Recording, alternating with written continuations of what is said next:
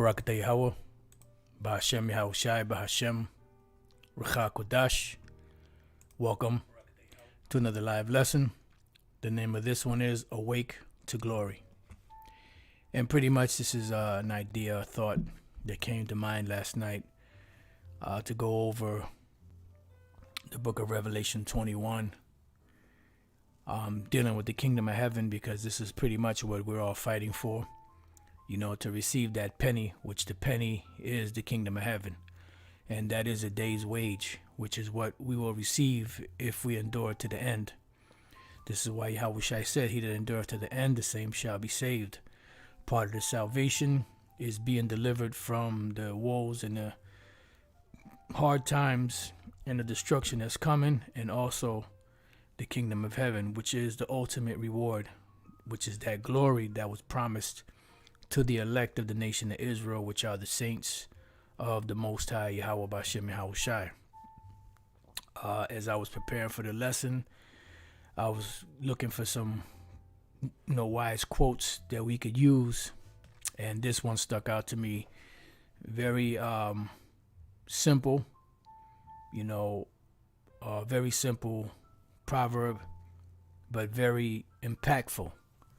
It says the invariable mark of wisdom is to see the miraculous in the common.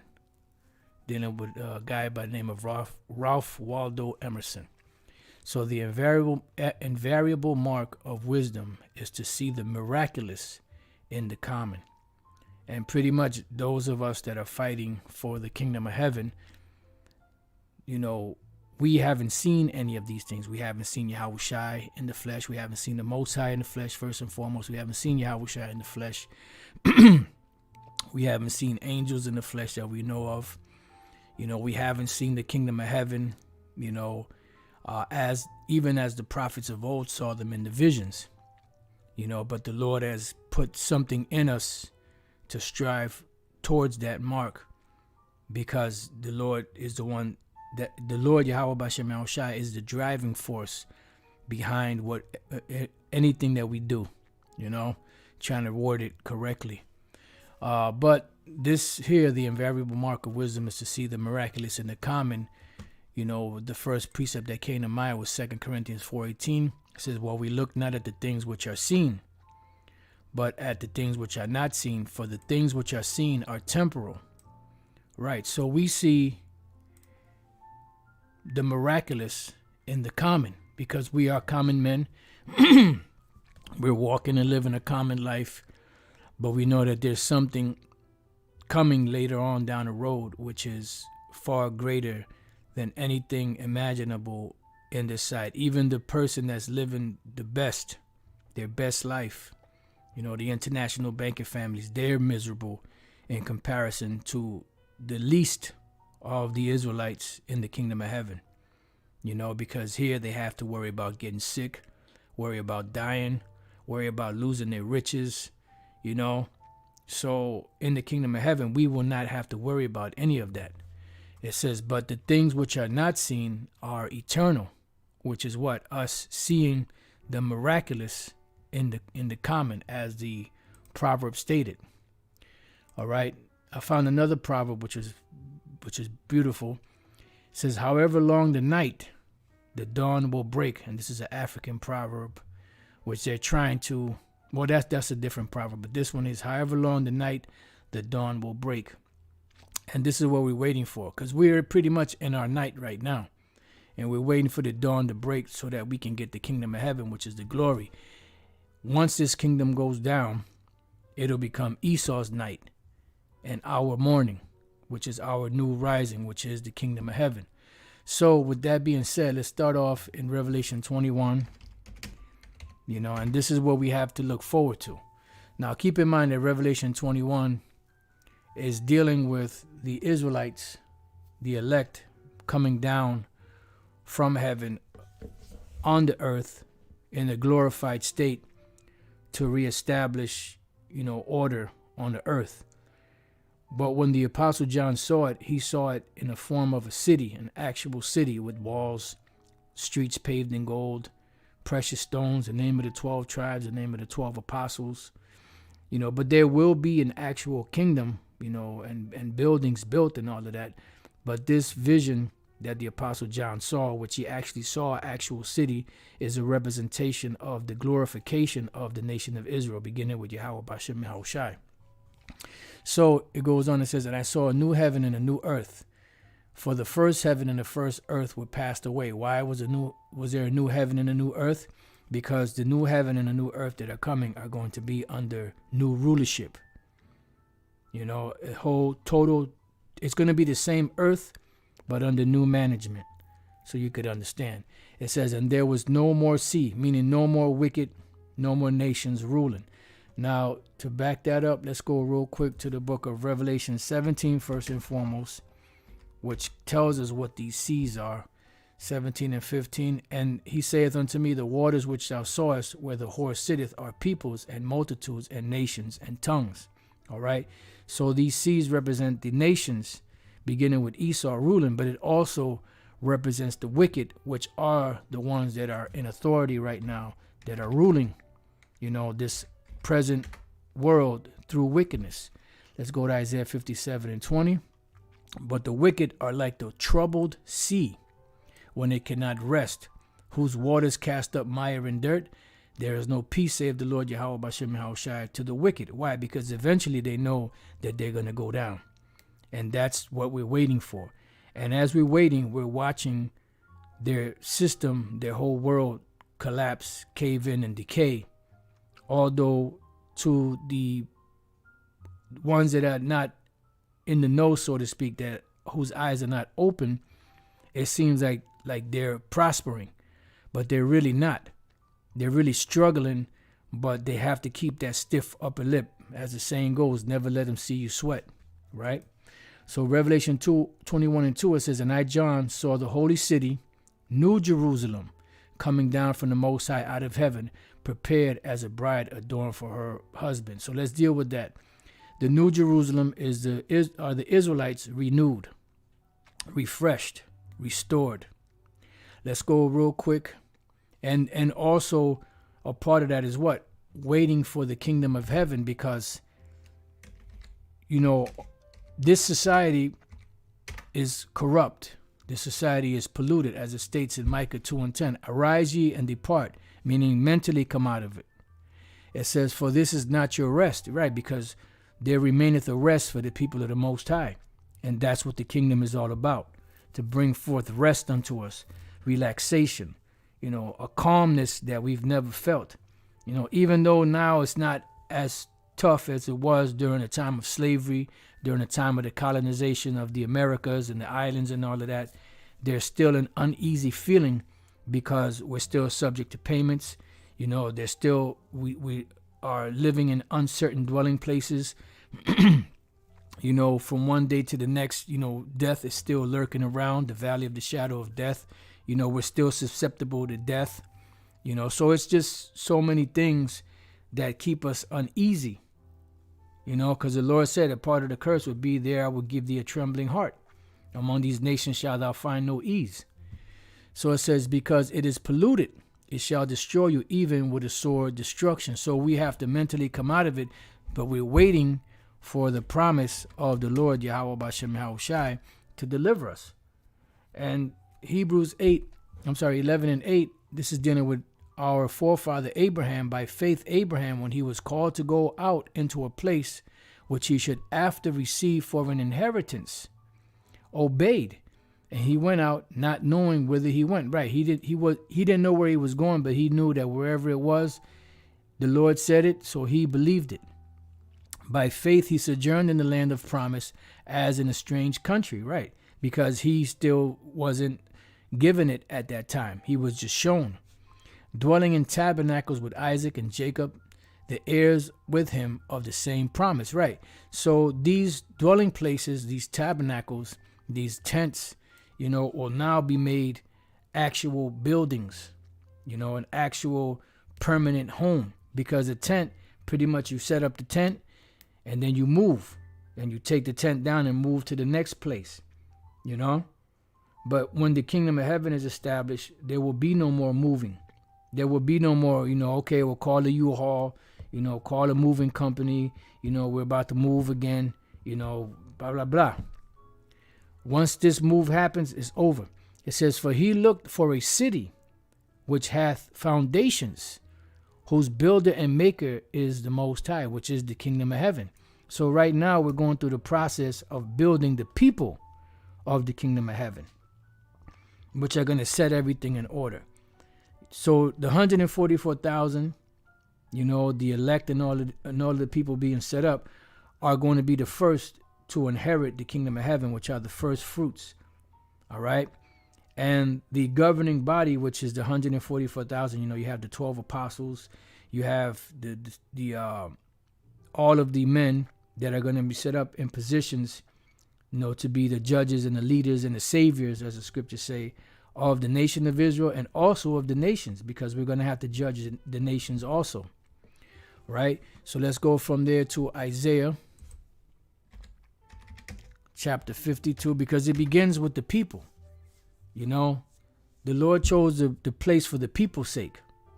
All right. Isaiah 52:1. Awake, awake, put on thy strength, O Zion, put on thy beautiful garments, which these beautiful garments are a representation of the knowledge, this truth. O Jerusalem, the holy city, right? Because this is how we're becoming holy or saints again. For henceforth there shall no more come into thee the uncircumcised and the unclean, right? Because these nations will not ever come around us like that anymore. They're going to give us reverence. They're going to respect us. They're not going to look down upon us. They're not going to call us all types of unsavory names. It says, shake thyself from the dust, meaning out of this confusion, arise and sit down. Because when you shake yourself from the dust, you're no longer in confusion. You arise from that low state and sit down. Once you sit down, that means that you got your thoughts together and now you're ready to move forward. And the sitting down part represents rulership. But it all begins with the discipline of knowledge, wisdom, and understanding. It says, O Jerusalem, loose thyself from the bands of thy neck, right? And the bands of our neck are what? The woes of the world, these contracts that have us in a state of oppression. O captive daughter of Zion, and we're still under captivity under this man to this very day by way of paper shackles, which are these contracts. And most people don't understand that once you have a birth certificate, once you have a social security number, driver's license, and all of those things, these are contracts that bind us to the system. All right. For thus saith the Lord, Yahweh Bashem Yahushai, you have sold yourself for naught, and you shall be redeemed without money. That's why Yahushai is coming to do what? To gather the purchased possession. For thus saith the Lord power, my people went down aforetime into Egypt to sojourn there, and the Assyrians oppressed them without cause. Right. And we're being oppressed here in modern day Egypt and modern day Assyria, just like we were in those different captivities in the past. Now, therefore, what have I here, saith the Lord Yahweh Bashem Yahushai, that my people is taken away for naught. They that rule over them make them to howl. And pretty much, this is what the condition that Jake is in a howling state. And the Lord hears, and the Lord will deliver. But he will only deliver in this time the elect, saith the Lord Yahweh Bashem Yahushai, and my name continually every day is blasphemed. Why? Because Jake is calling on Jesus, they're calling on God, they're calling on all different other names except for the true names of Yahweh Bashem Yahushai. And you have leaders in Israel that know the names and keep playing around, calling the Lord Christ and Jesus and all this, So the Lord's name is constantly being blasphemed here. It says, therefore, my people shall know my name, because the Lord is going to reveal it to us, and he has revealed it to us. This truth that we teach has a name or names attached to it as who the author of this truth is, which is Yahweh and his son Yahushai. And through the Holy Spirit, the Ruach HaKodesh gives us the inspiration to push this word forward. Therefore they shall know in that day that I am he that doth speak. Behold, it is I. It's Yahweh, by Hashem Yahushai. All right. So, and this is all a part of what? The putting off the old man, putting on the new man, and building a sure foundation. It begins with those names. All right. So let's go from there. Let's go to the Isaiah 14. And these were precepts that I found, just going through the center, in the Bible. They have precepts, going through the precepts, just picking out certain precepts, that went perfect with the lesson. Isaiah 14 and 32, it says, "What shall one then answer the messenger of the nation, that the Lord Yahweh B'Shem Yahushai hath what? Founded Zion, and the poor of his people shall trust in it." Right, because you have to have a name attached. This is why when Yahweh sent Moses to the children of Israel, the very first thing Moses said, "What is your name?" Because people want to know, well, who sent you? What's the name of this individual that sent you? You got a message for me, but who is the message from? So let's look up this word founded. The word there is yasad. To found, fix, establish, lay foundation. Right. And when you go through the precepts, it gives you all type of scriptures on, the Lord, bringing us through a new way, seek the old paths, seek your forefathers. It speaks about opening springs of water in dry places. It speaks about the valley of the dry bones, coming together. So the Lord is the one that's watering, nurturing, healing us right now and preparing us for the kingdom of heaven. So you get the idea. So let's go from there. Let's go to same book of Isaiah 54 and 6. We're going to read a few verses here. This is some good meat in here. It says, "For the Lord hath called thee as a woman forsaken and given and grieved in spirit." Right. And we've been forsaken and grieved in spirit because we pissed our father off and we were left out there, kicked to the curb, so to speak, and left to fend for ourselves at one point. It says, "And the wife of youth, when thou was refused, say of thy power." It says, "For a small moment have I forsaken thee, but with great mercies will I gather thee." And this is the key. All right. "In a little wrath I hid my face from thee for a moment, but with everlasting kindness will I have mercy on thee, saith the Lord Yahweh B'Shem Yahushai, thy Redeemer." Why? Because this is what he promised Abraham. "For this is as the waters of Noah unto me. For as I have sworn that the waters of Noah should no more go over the earth, so have I sworn that I would not be wroth with thee, nor rebuke thee." And that's why the Lord right now is comforting us with these words. But the majority of Jake, they rather the comfort of Esau and the other nations than the comforts of the Most High Yahweh. B'Shem Yahushai, "For the mountains shall depart, and the hills be removed. But my kindness shall not depart from thee, neither shall the covenant of my peace be removed, save the Lord Yahweh B'Shem Yahushai, that have mercy on thee. O thou afflicted, tossed with tempest, and not comforted. Behold, I will lay thy stones with fair colors." It begins with the knowledge, healing us, cleaning us, but also when the kingdom of heaven is established, the building, of it and everything is just going to be immaculate. It's going to be beautiful. There's not going to be anything to compare it to. There's not even the brother with the wildest imagination can't comprehend or paint a picture of how it's going to be. We could only speculate from what's written in the scriptures and what we can see spiritually in the scriptures. "And lay thy foundations with sapphires." He's going to beautify us, the people first, and then the kingdom, the actual kingdom of heaven. "And lay thy foundations with sapphires, and I will make thy windows of agates, and thy gates of carbuncles, and all thy borders of pleasant stones." Right. So all Israel is going to be beautified, have that glow, and our kingdom is going to be spotless. You ain't going to see trash and, a big hot lump of dog shit with peanuts sticking out of it and steam coming up out of it. Ain't going to be none of that. Everything's going to be pristine. It says, and all thy children shall be taught of the Lord Yahweh B'Shem Yahushai, and great shall be the peace of thy children. Right. Because we're not going to have to teach each other anymore, because we're going to have that direct connection. There's not going to be any misfiring of knowledge and wisdom. You see how now there's times where we might say something and we go off. It's like, damn, brother, have to correct you. Like, fuck, I should have known that. Well, ain't going to be none of that. Ain't going to be no pistons misfiring in the kingdom of heaven, because we're going to be perfect. And this is the road to perfection.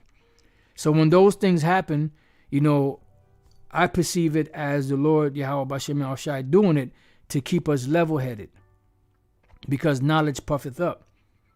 And when you do certain things like that and become humiliated, it keeps us grounded and keeps us, look, we're not perfect. We're striving for perfection. You see? It says, in righteousness shalt thou be established, thou shalt be far from oppression.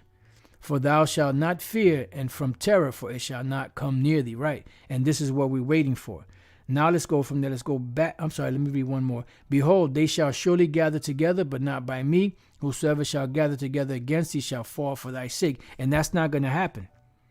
They're not going to do that. But if the case be that, let's say hypothetically, Esau starts getting together, which they're not. Like I said, if this is just a hypothetical, they start getting together and they start plotting, like they did in that movie Battlestar Earth, or whatever that was called, Battlefield Earth.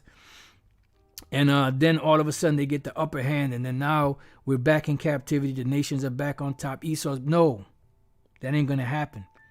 Because even if they were to think like that, what did the Lord say? Whosoever shall gather together against thee shall fall for thy sake. It's not going to happen, but if it does, that's what's going to happen, So let's go from there. Let's go back to Revelation 21 and 3. It says, it says, prepared as a bride adorned for a husband. And there's plenty of precepts dealing with the adorning, as a bride. And that's how the Lord is setting us up. One good one is in the book of, what scripture was that? It just came to mind. 2 Corinthians chapter 11, around the 3rd, 4th verse, around there. The Apostle Paul said he was presenting us as a chaste virgin to Yahushai. All right, so let's go. This is Revelation 21 and 3.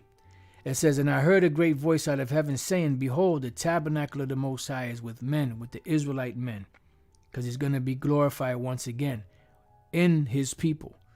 And he will dwell with them, and they shall be his people. So who are the Lord's people? Let's go real quick to Romans 11 and 1.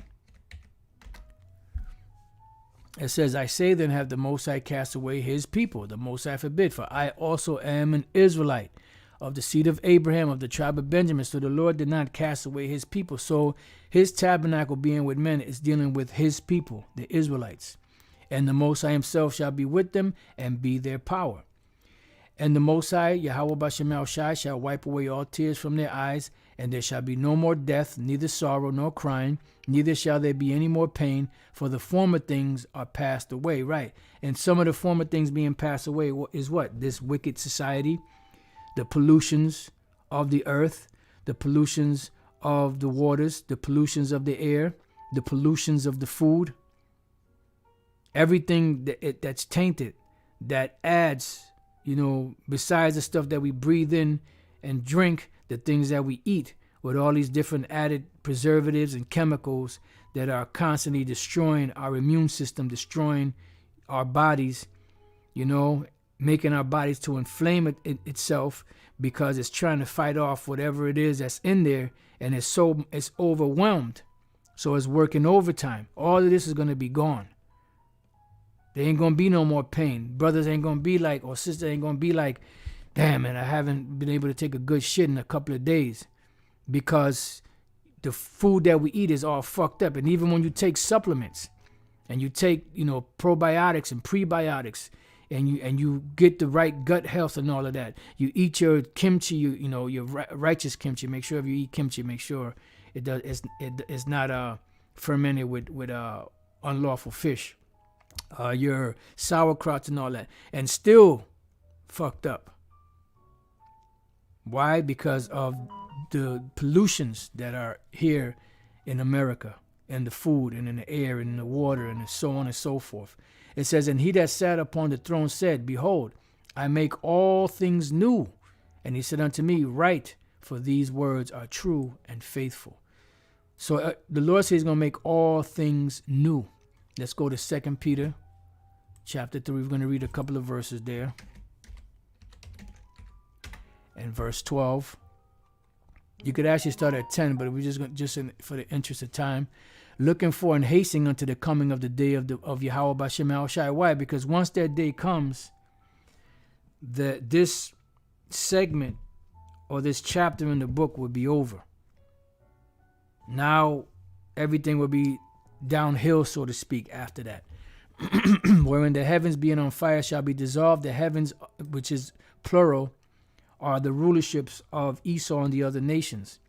And the elements shall melt with fervent heat, because the Lord is going to use the missiles to destroy it. Plus, he's going to also use the laser from the chariots. It says, just bear with me 1 second. It says, nevertheless, we, according to his promise, look for new heavens and a new earth, wherein what dwelleth righteousness. So it's the same heaven, the same earth, but it's under new management, where the law, statutes, and commandments will be at the forefront of everything. The vibration of the earth is going to be on a total different level. It's going to be on a vibration of righteousness. As to right now, it's on a vibration of wickedness. And that's why there's so much uneasiness here in America and around the world. All right?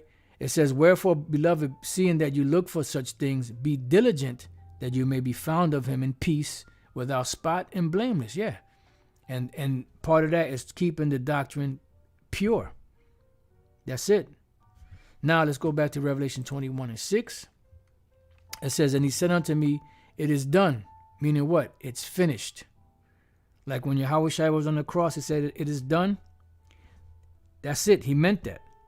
That part, that chapter in his life was over. Now the next part started, which he was buried. He appeared before the apostles. He chilled with them for a certain period of time, broke bread with them, gave them their instructions, told them to wait till they were endowed with power, and then boom, take it from there. Then he went up into heaven. The angels came, picked him up, took him to the Father. He was glorified, exalted, and now he's waiting to come back to get vengeance and to, claim his kingdom. It says, I am Alpha and Omega, the beginning and the end. I will give unto him that is athirst of the fountain of water of life freely. It says, he that overcometh shall inherit all things. Right. That's talking about the kingdom. Everything that Yahushua got, we're going to get also. Read Revelation, the 2nd chapter. Read Psalms, the 2nd chapter. And I will be his power, and he shall be my son. But the fearful and unbelieving and abominable and murderers and whoremongers and sorcerers and idolaters and all liars shall have their part in the lake of fire, which burneth with fire and brimstone. Right. So all of those that don't turn from their wickedness, no matter what it is, they're going to have their part in the lake of fire that burneth with fire and brimstone, which is the second death, which is the nuclear destruction and the laser from the chariot. So that's the second death, as we read yesterday in the book of, well, we actually didn't read it, but in the book of Revelation 20, it speaks about the second death. This is what it is. The first death being the floods of water during the time of Noah. And there came unto me one of the 7 angels, which had the 7 vials full of the 7 last plagues, and talked with me, saying, come hither. I will show thee the bride, the Lamb's wife. Why? Because he was going to show the people of the children of Israel, the elect, being adorned like a bride was adorned to get married. She was all decked out, beautified. She was a virgin, so on and so forth. Smelling good, looking good, dressed, to impress, as they say, jewels. And I mean, everything was perfect. There was nothing out of order. Hair was done perfectly, correctly, 2 Corinthians 11:4 3. But 2. For I am jealous over you with godly jealousy, for I have espoused you to one husband. See, espouse means what? To engage, that I may present you as a chaste virgin to Yahushua. And that's what this truth is doing to us. It's molding us, preparing us to become the bride of Yahushua, and that's why the scriptures say that they were not defiled with women in Revelation 14, I believe it is, because the defilement with women is talking about these different philosophies and religions. So going back, Revelation 21:10, and he carried me away in the spirit to a great and high mountain. Now this great and high mountain is the bride, the Lamb's wife, which the Apostle John saw in the form of a city, which there's going to actually be a city, but this vision represents the children of Israel being re-magnified, cleaned up, refreshed, so to speak. And show me that great city, the holy Jerusalem, descending out of heaven from the Most High. And that's what happened. He saw the elect coming down. Now, that mountain, it says here, a great and high mountain, that represents the nation of Israel. Now, this scripture here in 2 Ezra 13 is twofold, because it's talking about the chariot that Yahushua is coming on, but it's also the elect of the nation of Israel being presented as this mountain, because that's how the Lord presented, even in Isaiah the 2nd chapter. I believe that's Micah the 4th chapter. It speaks about the same thing, the Lord's house being established upon all the mountains. So this is 2 Ezra 13 and 6. It says, but I beheld, and lo, he had graved himself a great mountain, and flew up upon it. And that great mountain was a chariot, but that chariot also doubled as the nation of Israel, being that peaceable multitude being gathered together unto him. Now, when we jump down to the 35th verse, it says, but he shall stand upon the top of Mount Zion. See, so when Yahushua stood on that, when he was on that chariot, which was an actual chariot, which he's coming in, that also represents the nation of Israel. Him standing, because he is the King of Kings and Lord of Lords over all of us. The only thing that's higher than Yahushua is the Most High Yahweh. It says, and Zion shall come and shall be showed to all men, just like we're reading in Revelation 21, being prepared and builded, like we see in Revelation 21, like as thou sawest the hill graven without hands. So that great chariot, which is an actual chariot, is also a representation of the nation of Israel being reestablished, reinvigorated, and reintroduced to the world, to these heathens. Okay? I had to use the reinvigorated part from the movie Carlitos Way. All right, so let's go from there. Let's go to 1 Thessalonians. Let's move this over. 4:16. It says, for the Lord himself shall descend from heaven with a shout. Right, and what is that shout? Come up hither, as states in Revelation 11. Come up hither, my people. It says, with the voice of the archangel, because you have what? The seventh trump. And with the trump of the Most High, right, which is the last trump, because at the end of the sixth, in the beginning of the seventh, we have to be out of here. Those of us that are part of the elect, Lord's will, because that is going to just, we're just going to, if we do make it out of here, if we are part of the elect, we're going to barely get out of here. Barely. It says, with the trump of the Most High, and the dead in Yahushua shall rise first, because the ones that are in the graves right now shall rise up first into the chariots. Then we which are alive and remain, right, faithful unto the end, shall be caught up together with them in the clouds. Right, come up hither. The ones that come up first are the ones in the graves, and then we come up after if we be part of the elect, Lord's will.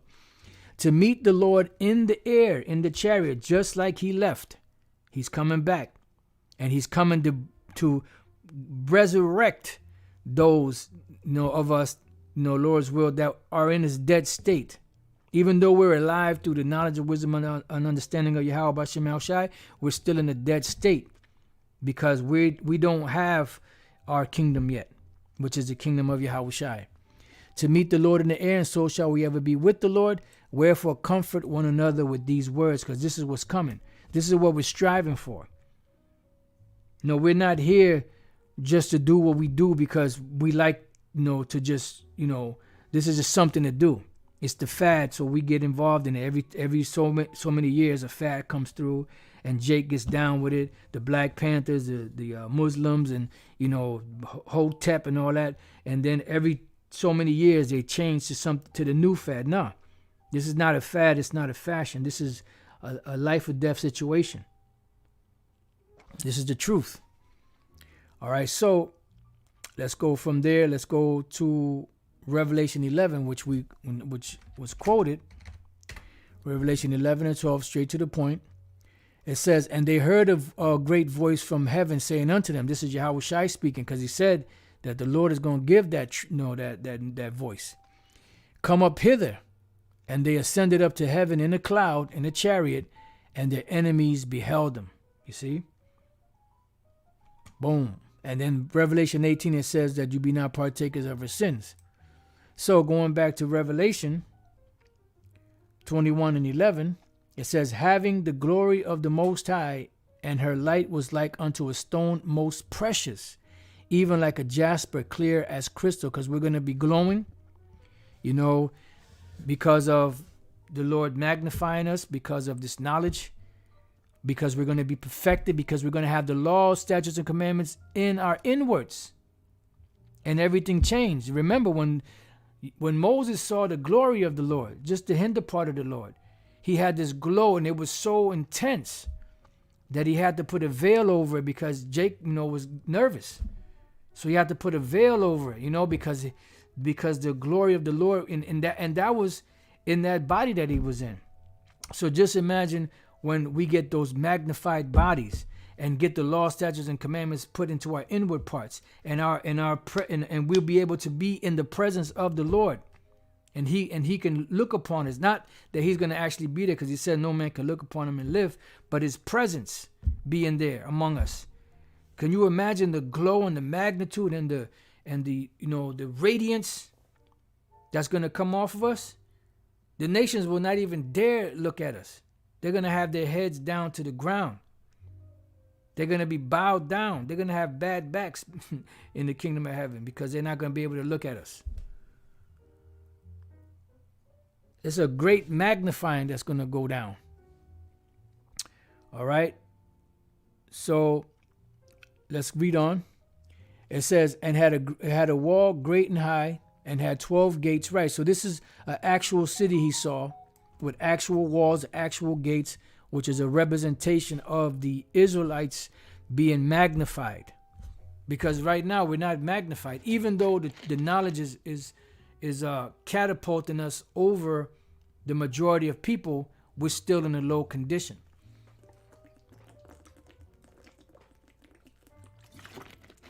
It says it had 12 gates, and at the gates 12 angels, and names written thereon, which are the names of the 12 tribes of the children of Israel. And when I read this, the first thing that came to mind was, wait a minute, don't vocab and them teach that the supersessionism, replacement theology, that the Lord got rid of Israel? So what's up with this?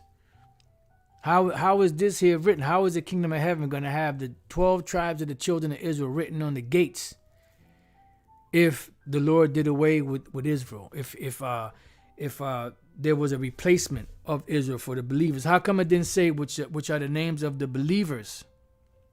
It said which are the names of the 12 tribes of the children of Israel. On the east 3 gates, on the north 3 gates, on the south 3 gates, on the west 3 gates.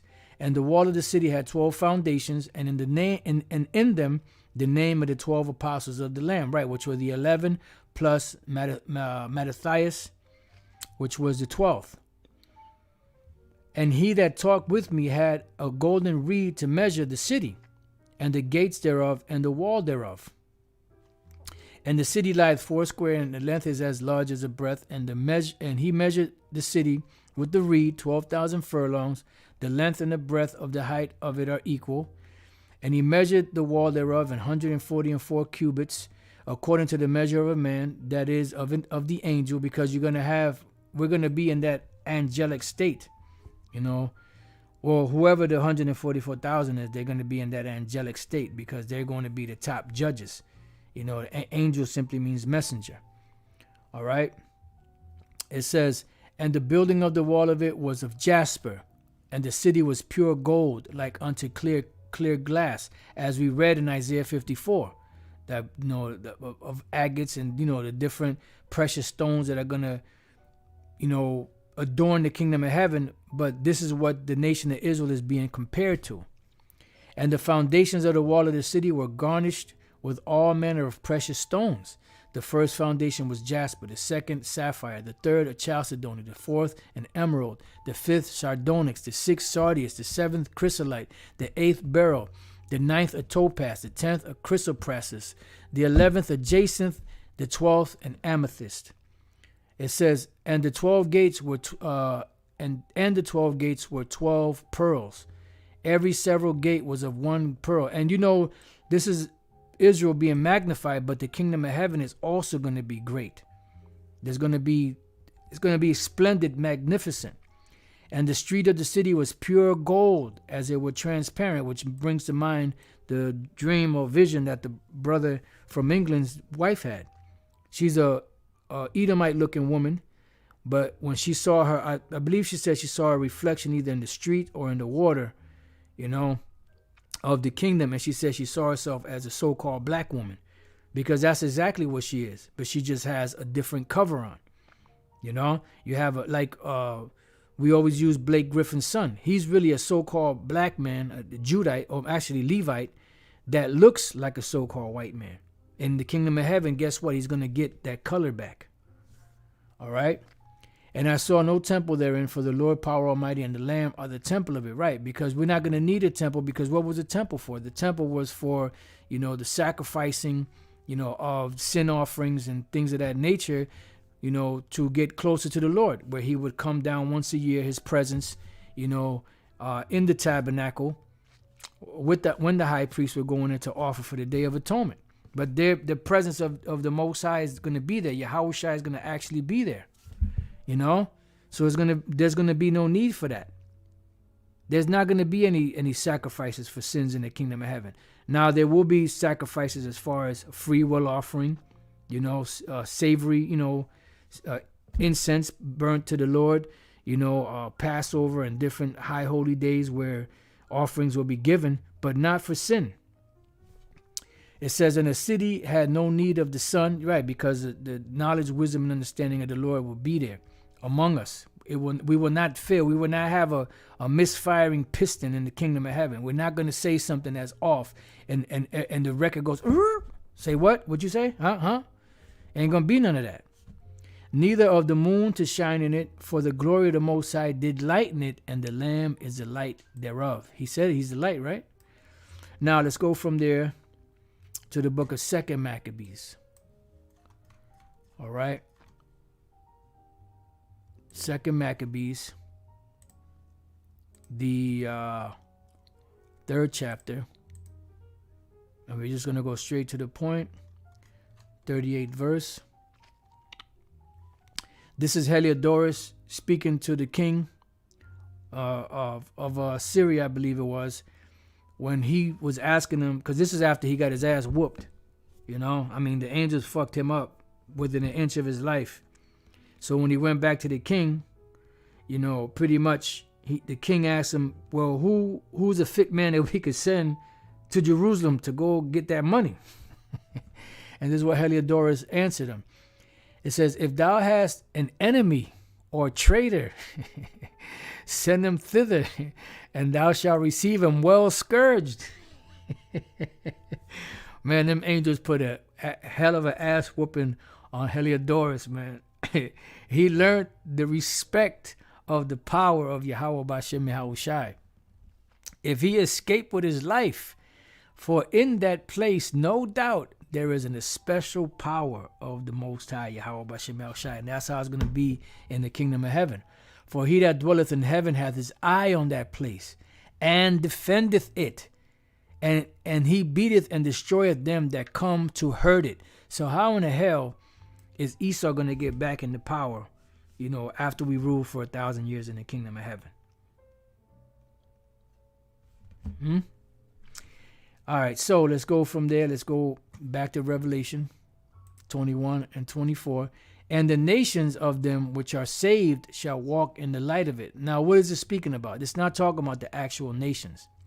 It's talking about the Israelites that are coming from all of these different nations. Let's go real quick to the book of Isaiah, chapter 66. I'm going to read a couple of verses there. Start at 18. It says, "For I know their works and their thoughts. It shall come that I will gather all nations and tongues, and they shall come and see my glory." So the nations, the actual nations, are going to see the glory of the Lord. But they're not going to be partakers of that glory, because they're going to be servants. Now, after a certain period of time, they're going to be well off. They're going to be good to go. But they're going to be servants always, for all eternity. It says, "And I will set a sign among them, and I will send those that escape of them unto the nations, to Tarshish, Pul, and Lud, that draw the bow, to Tubal and Javan, to the isles afar off, and that have not heard my fame, neither have seen my glory, and they shall declare my glory among the Gentiles." Why? Because the Israelites are scattered among the nations. And they, when they hear this, when this is noise abroad, and they shall bring all your brethren for an offering unto the Lord out of all nations, upon horses and chariots, because we're all going to be glorified, and litters, and upon mules, and upon swift beasts, to my holy mountain Jerusalem. So that's why there's going to be an ensign or a sign among these nations, so that they can bring the Israelites from all these different places. And the Lord is going to magnify each Israelite wherever he may be. They're going to know, oh, he's an Israelite. Why? Because of that glow. You got that glow, saith the Lord. As the children of Israel bring an offering in a clean vessel into the house of the Lord Yahweh Bashem Yahushai. So that's what it's talking about. Now, what is going to be the role of these nations? Well, let's go to Isaiah 60 and 12. "For the nation and kingdom that will not serve thee," so they're going to be what? Servants, "shall perish. Yea, those nations shall be utterly wasted." All right? "The glory of Lebanon shall come unto thee," which are these trees that magnify and glorify. And these trees give off a scent. So when you build, let's say you decide to build a house out of wood or whatever the case may be, because you have to have a structure. That scent from these different trees, like your pine trees and your cedar trees. I love the scent of cedar. When I used to work with cedar and cut, when you cut cedar siding, the smell of that smells so good, and that's what's going to be around. That's what's going to replace when you walk, you walking in the city, or you going out to teach camp and you smell piss and shit and just foul smells. Ain't going to be none of that shit. The reason why you have that is because the wicked are in rulership. When we get back into power, the whole earth is going to be under another vibration, a whole different smell. It's going to smell good. You're not going to be walking down the street, oh, God damn, what the fuck? Like my man, that bug went in his mouth. You're going to be like, we're going to even be able to breathe right. God damn. It says, "The fir tree, the pine tree, and the box together to beautify the place of my sanctuary. And I will make the place of my feet glorious." glorious. The sons also of them that afflicted thee, here go the nations, shall come what? Bending unto thee. So they're going to be bent over. They're not going to be looking at us because the radiance and the glow and the majesty. Man, we know, but we really don't know. I have not seen. It says, and all they that despise thee shall bow themselves down at the soles of thy feet. So this is where the nations are going. All right. And they shall call thee the city of the Lord, the Zion of the Holy One of Israel. Right. Because they're going to be like, no longer are you niggas and spicks and wetbacks and tontos and none of that. You are the people of the Most High. You are Yasha Allah, of the tribe of Yahweh, of the tribe of Banyamyan, of the tribe of Loya, of the tribe of Shammai one. I was going to say something else. Of the tribe of Shammai one, of the tribe of Aparium, of the tribe of Manasseh, of the tribe of Naphtali, of the tribe of Ra'aban, of the tribe of Yashashkar, of the tribe of Ashar, of the tribe of Zabalawan. You know, I'm pretty sure I probably missed one or two. But that's what it's going to be. It says, whereas thou hast been forsaken and hated, so that no man went through thee, I will make thee an eternal excellency, a joy of many generations. Thou shalt suck the milk of the Gentiles, which is their substance, and shalt suck the breast of kings, their substance, their riches. And thou shalt know that I, the Lord, am thy Savior and thy Redeemer, the mighty power of Jacob. Because the Lord is going to magnify us once again. All right. So now let's go from there to Isaiah 61. And we're going to read a couple of verses there. We're going to start at verse 4. It says, and they shall build the old wastes. They shall raise up the former desolations. This is what they're going to be doing in the kingdom of heaven. Spiritually, it's being done now with the Israelites, the elect, being, restored, rejuvenated, rebuilt. And they shall repair the waste cities, but this is talking about actual Jerusalem, the desolations of many generations, and strangers shall stand and feed your flocks, servants. So you got to get it right. And the sons of the alien shall be your plowmen and your vine dressers. How much plainer does it have to get? This is why these devils have to replace us in order to put themselves in there. Replacement theology. Now it's the believers, not Israel. But wait a minute, we read all throughout the scriptures that the Lord is going to raise up Israel and magnify them. And what's going on here? And then that devil has such audacity, vocab, talking about, Revelation 7, that's not really talking about the 12 tribes of Israel. What? Say what? Say what? Say what? Say what? It says, but you shall be named the priests of the Lord. Men shall call you the ministers of our power. Right, because we're going to be in that position. You shall eat the riches of the Gentiles. That's what the Gentiles are for, the nations. And in their glory, you shall boast yourselves. Why? Because their glory, which is their riches, really belongs to us, which they stole from us.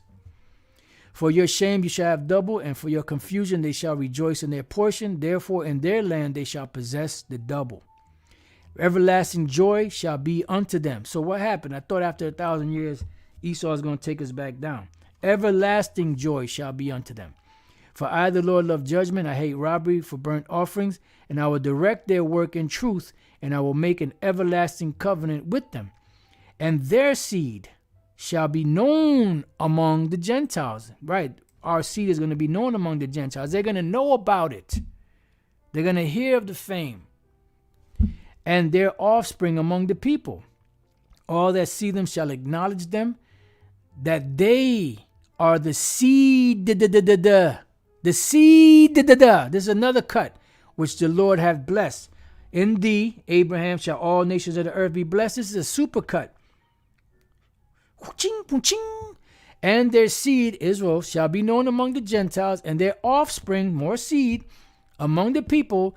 All that see them shall acknowledge them, they that they are the seed which the Lord hath blessed. In thee shall all nations of the earth be blessed. Why? Because the Israelites will be scattered among all nations. Taking notes, vocab? It says, I will greatly rejoice in the Lord, Yahweh Bashem Shai. My soul shall be joyful in my power. Of course. That's why I'm not sure if that was King David that wrote Psalms 147. After it said that the Lord gave us the law, statutes, and commandments, and he didn't do that with the other nations, what did he say? Praise ye the Lord. Praise ye Yahweh Bashem Yahweh Shai. It says, for he hath clothed me with the garments of salvation. He hath covered me with the robe of righteousness. And that's what's going on right now mentally. We're being clothed with the preparations of the kingdom of heaven. We are going through the rehearsals right now, so that when the day comes, we can be able to just go right into our position, whatever that may be. As a bridegroom decketh himself with ornaments, and as a bride adorneth herself with her jewels. And this is what we read in Revelation 21 for the nation of Israel. For as the earth bringeth forth her bud, and as a garden causeth the things that are sown in it to spring forth, so the Lord Yahweh Bashem Shai will cause righteousness and praise to spring forth before all nations. When he magnifies himself, when he raises us up, and the nations once again will laud us like they did in the past, but even on a more higher level. Lord. All right, let's go from there to Haggai chapter 2 and verse 9, straight to the point. It says, the glory of this latter house shall be greater than of the former, saith the Lord Yahweh Bashem Shai of hosts, and in this place will I give peace, saith the Lord Yahweh Bashem Shai of hosts. And this is what we're waiting for, that everlasting peace. So going back to Revelation 21 and 24, and the nations of them which are saved, the Israelites, shall walk in the light of it. Why? Because they're also a part of it. That's that great multitude in the book of Revelation 7 and 9 and other places. And the kings of the earth, the other nations, do bring their glory and honor into it. Why? Because they're going to bring the riches, the gold, the silver, everything, cattle, substance, trees, everything, precious stones, anything that has anything to do with any substance that is of value is going to be brought to us. And the gates of it shall not be shut at all by day, for there shall be no night there. Right? Because when we just read in Isaiah 60, when you read above that, it says that the gates shall be open day and night. And they shall bring the glory and honor of the nations into it. Right? All of those riches. And their riches shall you boast yourself. That's what's going to be brought. That's the position of the nations. And there shall in no wise enter into it anything that defileth. There ain't going to be no more of that bullshit. Neither whatsoever worketh abomination. So all of these right here, you could just put Esau's name there. Or maketh a lie, Esau. But they which are written in the Lamb's book of life, which are who? The Israelites. Beginning with the elect of the nation of Israel, the first fruits, and then the rest of Israel, because all Israel shall be saved in the Lord. Because Yahweh Shai died for the sins of all Israel. But in this time, only the elect are going to receive that benefit. All right? So this has been Awake to Glory. So with that, I pray that you brothers and few sisters have been edified and comforted by this lesson. Till the next time I say Shalom.